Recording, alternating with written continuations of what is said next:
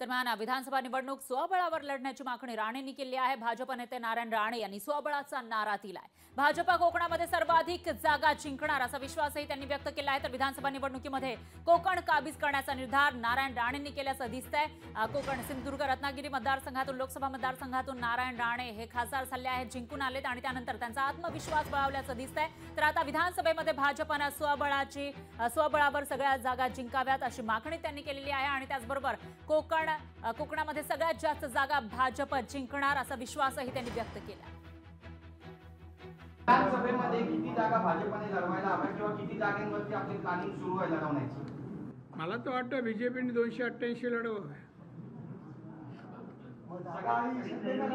माझं उत्तर मी दिलं की नाही? जागा भाजपकडे आहे।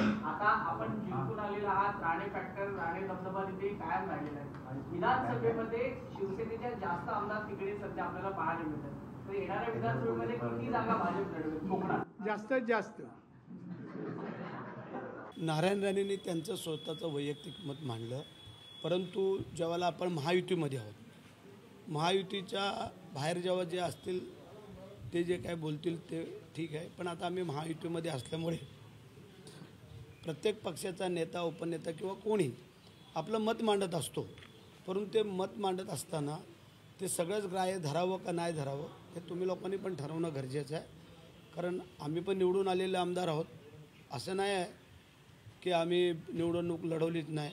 त्यामुळे जे मुख्यमंत्री, दोन्ही उपमुख्यमंत्री जे बोलतील, ठरवतील, जे ठरल ते आम्ही सगळे मानणारे लोक आहोत। त्यामुळे कोण किती मागितलं आणि किती काय ते नंतर तुम्हाला एक 15 ऑगस्टच्या आत बाहेर कळत।